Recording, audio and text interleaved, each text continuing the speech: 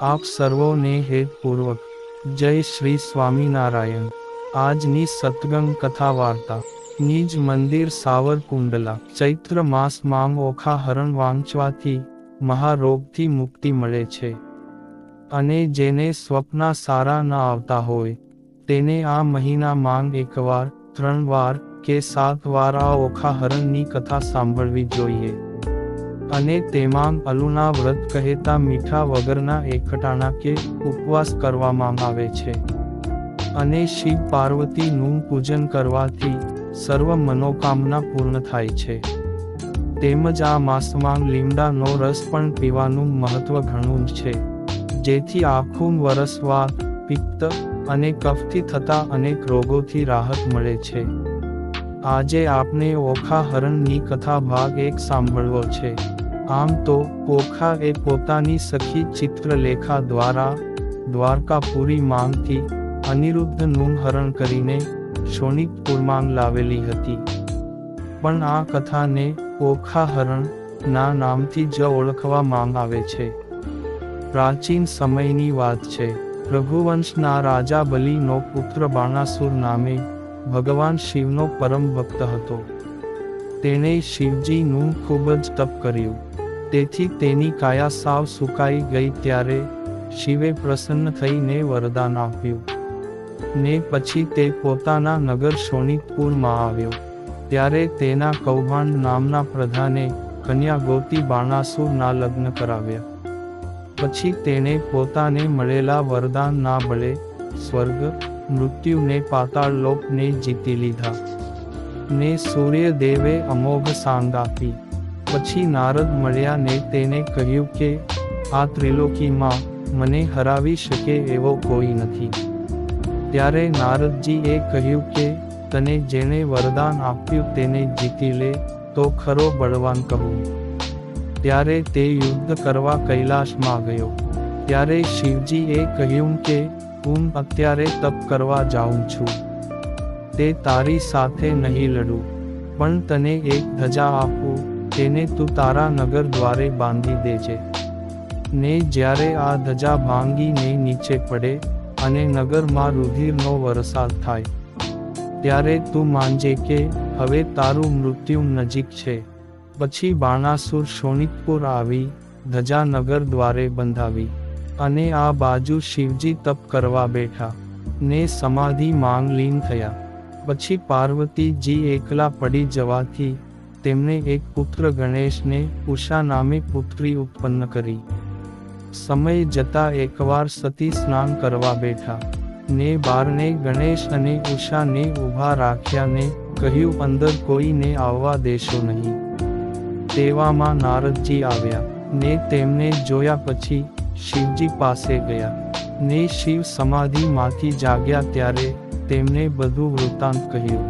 ત્યારે શિવજી કૈલાશ પર આવ્યા ને અંદર જતા ગણેશજીએ રોક્યા ને બંને વચ્ચે યુદ્ધ થયું। ત્યારે ઉષા ભયભીત થઈ ત્યાંથી ભાગી ગઈ ને શિવજીએ ગણેશનું માથું કાપી નાખ્યું ને અંદર જઈ પાર્વતીને પૂછ્યું કે બહાર ઊભેલા ઉત્કંઠ બાળકો કોણ છે?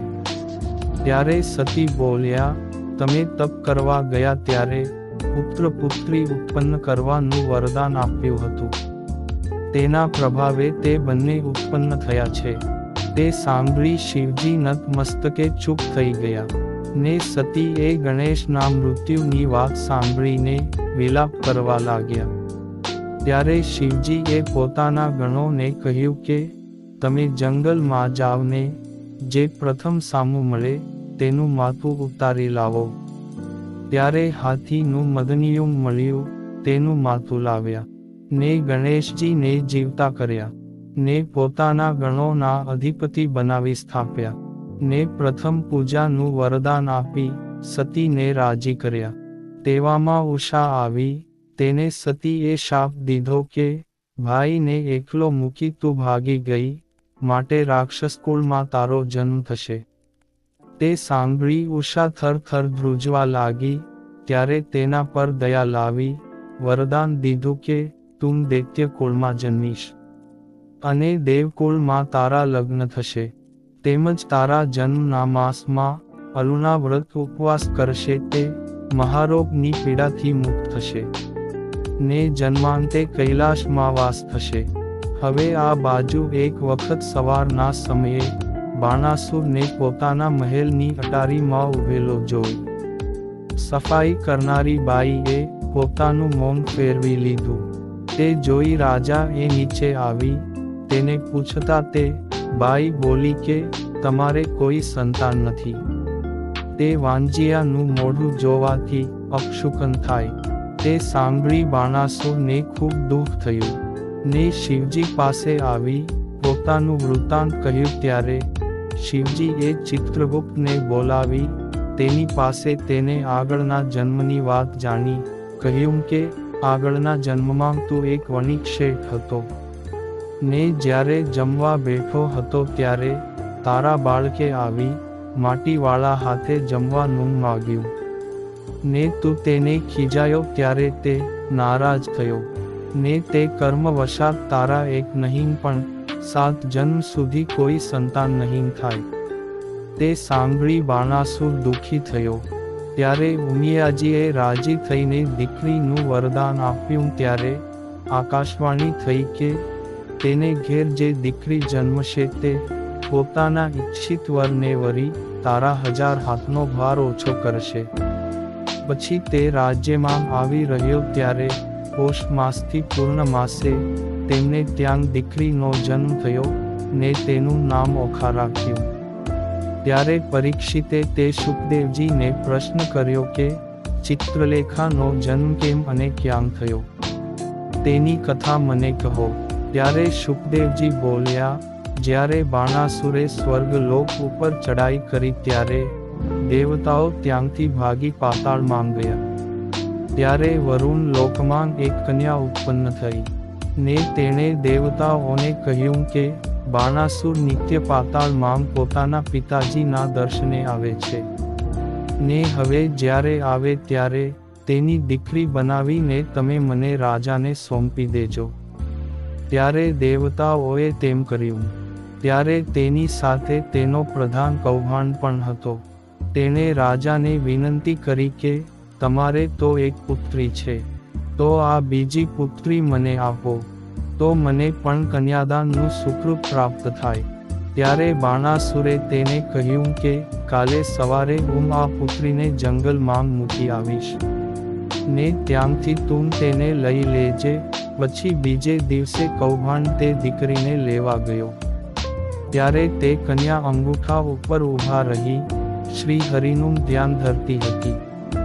તેથી તે પાછો વળી નગરમાં આવ્યો અને આ બાજુ તે કન્યાએ પોતાના પ્રાણ રૂંધ્યા. ત્યારે શ્રી હરિ તેના પર પ્રસન્ન થયા ને વરદાન માગવા કહ્યું. ત્યારે કન્યાએ માગ્યું કે હું 3 કાળનું જાણી શકું અને સદેહે આકાશમાં ઉડી શકું તેવું વરદાન આપો. ત્યારે શ્રી હરિએ કહ્યું તથાસ્તુ. પછી ખટ માસ પૂરો થયે પ્રધાને ત્યાં આવી પુત્રીને લઈ નગરમાં આવ્યો ને રાજા તેમજ પ્રધાનની એમ બંને પુત્રીઓ બાલ્યાવસ્થા પાર કરી યુવાનીમાં પ્રવેશ કર્યો ને રાજાને આકાશવાણીનું સ્મરણ થતા ઓખાને મંદિર માળિયામાં નજરકેદમાં રાખી પ્રધાનની પુત્રી ચિત્રલેખાને તેનું ધ્યાન રાખવાનું કહ્યું. એક વખત બંને બહેનપણીઓ અંદરો અંદર વાર્તાલાપ કરે છે કે આપની તે શું જિંદગી છે કે ક્યાંને બહાર આવવા જવાનું નહીં અને અહીં મંદિર માળિયામાં જ પડી રહેવાનું. ત્યારે ચિત્રલેખા ઓખાને સમજાવતા કહે છે કે આપને મોટા ઘરના બાળ કહેવાઈએ એટલે માતા પિતાની આબરૂને ખાતર તેમને કલંક લાગે તેવું કાર્ય કરવું જોઈએ નહીં. અને જો તારે બહાર જવાની ઈચ્છા જ હોય તો તારા પિતા પાસે શિવજીની પૂજા કરવાની રજા માંગી લે તો તે બહાને આપણને બહાર જવા મળે. ત્યારે ઓખાએ તેના પિતા પાસે રજા માગી. ત્યારે રાજાએ ના પાડી કહ્યું કે શિવજી અહીં આવે ત્યારે તેની પૂજા કરી લેજો. પછી તે નિરાશ થઈ મંદિર માળીએ આવીને પોતાની સખી પાસે વિલાપ કરવા લાગી કે આપનું તે શું જીવન છે કે આપણે આપણી મરજીથી કાંઈ પણ ન કરી શકીએ. ત્યારે ચિત્રલેખાએ કહ્યું કે હમણાં શ્રાવણ માસ આવશે, ત્યારે ગૌરી માતાનું પૂજન કરી તેમને રાજી કરશું. પછી શ્રાવણ માસ આવતા માતા ગૌરીનું વ્રત રાખી પૂજન કર્યું. ત્યારે ગૌરી માતાએ પ્રસન્ન થઈ વરદાન માગવા કહ્યું. તે ઓખાએ પોતાનું સઘળું વૃત્તાંત સંભળાવ્યું. ત્યારે માતા પાર્વતીએ શિવજીને પ્રાર્થના કરી કે મારાથી આ પુત્રીનું દુઃખ જોવાતું નથી, તો તમે શાપનું નિવારણ થાય એવો રસ્તો બતાવો. ત્યારે શિવજી બોલ્યા, હે સતી, તમે ચિંતા ના કરો, ને તેના ભાગ્યમાં જે હશે તે થઈને જ રહેશે, તેમાં કોઈનું પણ કાંઈ ચાલશે નહીં. એમ સાંત્વના આપી શિવ પાર્વતી અંતર્ધાન થઈ ગયા. એક સમયની વાત છે.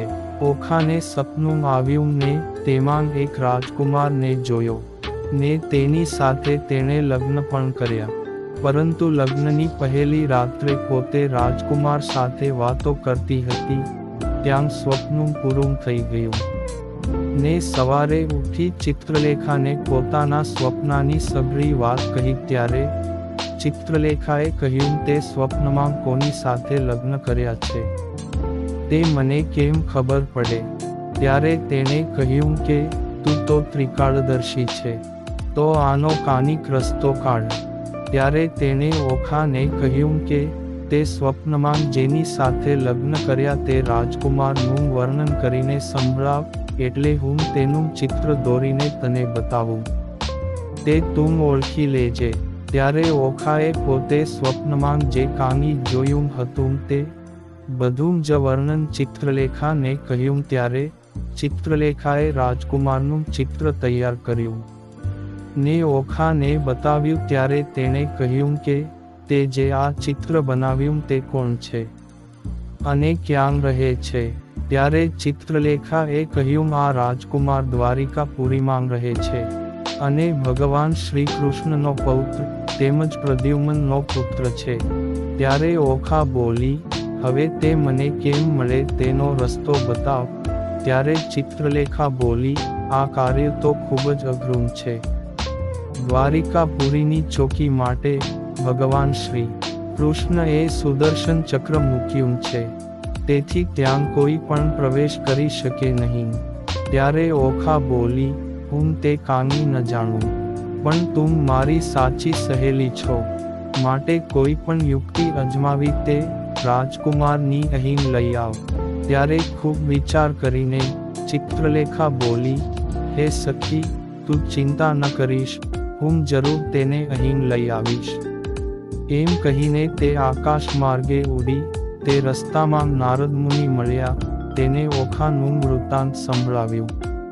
ત્યારે નારદ મુનિએ કહ્યું, હું તને મદદ કરું, પણ મારું નામ ક્યાંને આવવું જોઈએ નહીં. ત્યારે ચિત્રલેખાએ કહ્યું, ઠીક છે મુનિવર, તમે મને મદદ કરો. ત્યારે મુનિવર બોલ્યા, આપણે દ્વારકાપુરીમાં જઈએ ત્યારે હું સુદર્શન ચક્રને વાતો કરવા માટે ઊભું રાખીશ. ત્યારે તારે તારું કામ કરીને નીકળી જવાનું. આમ બંને એ નક્કી કરી દ્વારકાપુરીમાં આવ્યા ને નારદજીએ સુદર્શનજીને થોડીવાર સત્સંગ કરવા બેસાડ્યા. ત્યારે ચિત્રલેખા દ્વારિકાપુરીમાં જઈ પ્રદ્યુમ્નના પુત્ર અનિરુદ્ધને ગાઢ નિદ્રા અવસ્થામાં ઢોલિયા સહિત ઉપાડીને ચાલી ગઈ. પછી નારદજીએ સુદર્શનજી સાથે વાર્તાલાપ પૂરો કરી ત્યાંથી ચાલ્યા ગયા. સવાર પડતા પ્રદ્યુમ્નના મહેલમાં અનિરુદ્ધને જોયો નહીં. ત્યારે બધા આમતેમ ગોતવા લાગ્યા, પણ ક્યાંય ભાળ મળી નહીં. ત્યારે તે વાત ભગવાન શ્રી કૃષ્ણને કહી. ત્યારે શ્રી હરિએ પોતે જાણતા હોવા છતાં કશું જ કહ્યું નહીં ને સુદર્શન ચક્રને બોલાવીને પૂછ્યું કે તમે દ્વારકાપુરીનું રક્ષણ કરો છો, તો રાત્રે અહીં કોણ આવ્યું હતું? ત્યારે સુદર્શને કહ્યું, કાલે રાત્રે નારદજી સિવાય બીજું કોઈ અહીં આવ્યું નથી. ત્યારે ભગવાન શ્રી હરિએ નારદજીને યાદ કર્યા અને તેને પૂછ્યું, પણ શ્રી હરિની મરજી જાણી તેઓ પણ ચૂપ રહ્યા અને કહ્યું કે હું અહીં આવ્યો હતો ને થોડીવાર સુદર્શન સાથે સત્સંગ કરીને પાછો ચાલ્યો ગયો હતો. આ બાજુ ચિત્રલેખાએ અનિરુદ્ધને શોણિતપુર માંગ લાવી મંદિર માળિયામાં મૂકી દીધો ને ઓખાને કહ્યું, હવે તો આનું ધ્યાન રાખજે. પછી બંને સખીઓ વાતો કરતી હતી ત્યારે સવાર થતાં અનિરુદ્ધ જાગ્યા. તે ચારે બાજુ જોવા લાગ્યા. આ હું ક્યાં આવી ગયો? આ મારી દ્વારકા નથી ને સામે નજર કરતા જોયું તો બે યુવતી વાતો કરતી હતી. તેને જઈને પૂછ્યું, તમે કોણ છો અને હું અહીં કેમ આવ્યો? ત્યારે ચિત્રલેખાએ કહ્યું, મારી આ સખી ઓખાએ સ્વપ્નમાં તમારી સાથે લગ્ન કર્યા છે. તે હું તમને અહીં લાવી છું ને હવે તેનું સ્વપ્ન સાકાર કરો ને તેમની સાથે લગ્ન કરો. ત્યારે અનિરુદ્ધ બોલ્યા, અમે તો જાદવ કુળના રાજકુમાર છીએ ને તમે કોણ છો? ત્યારે ઓખાએ કહ્યું, અમે કૈલાશપતિ મહાદેવના મહાન ભક્ત બાણાસુરના પુત્રી ઓખા છીએ. ત્યારે અનિરુદ્ધ બોલ્યા કે તો તમારી સાથે અમારો કેમ મેળ થાય? ત્યારે ચિત્રલેખા બોલી કે તમારા દાદા શ્રી કૃષ્ણ જાંબુવંતી રીંછડીને પરણ્યા ત્યારે તમારું જાદવ કુળ કેમ ન લજાયું? આવી રીતે શ્રી હરિની અનેક લીલાની વાત કરી ત્યારે અનિરુદ્ધ તેનો કોઈ જવાબ ન આપી શક્યા. અને ઓખા સુંદર તો હતી જ એટલે એની સાથે લગ્ન કરવા તૈયાર થઈ ગયા. પછી ચિત્રલેખાએ મંદિર માળિયામાં અગ્નિ પ્રજ્વલિત કર્યો ને 4 મંગળ વર્તાવી બંનેના લગ્ન કરાવ્યા.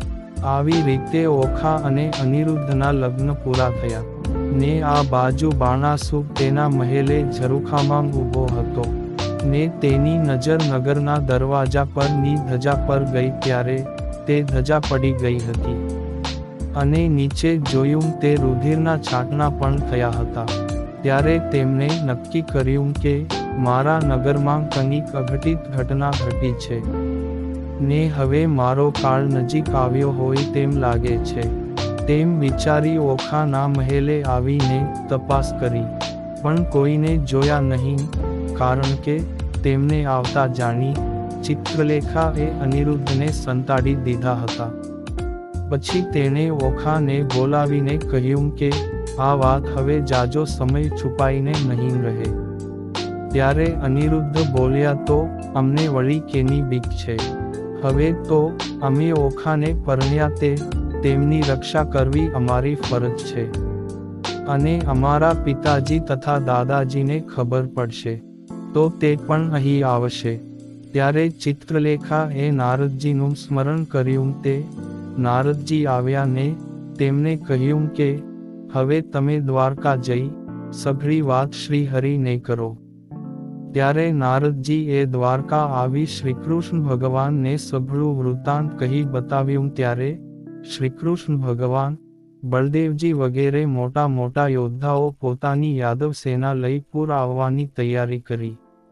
આ બાજુ રાજાએ કૌભાંડને છુપી રીતે જઈ મંદિર માળિયામાં તપાસ કરવા કહ્યું. તો જાણવા મળ્યું કે મંદિર માળિયામાં એક અપરિચિત પુરુષ ઓખા સાથે બેઠો બેઠો વાતો કરતો હતો. પછી બાણાસુરે પોતાની સેના તૈયાર કરીને પ્રધાનને મોકલ્યો ને કહ્યું કે મંદિર માળિયામાં જે કોઈ પુરુષ હોય તેને પકડીને મારી પાસે હાજર કરો ને હવે આગળની તેની કથા વાર્તા આપને અત્યારે નહીં પણ બીજા ભાગમાં સાંભળશું. અત્યારે આપ સર્વને ભાવથી જય શ્રી સ્વામિનારાયણ.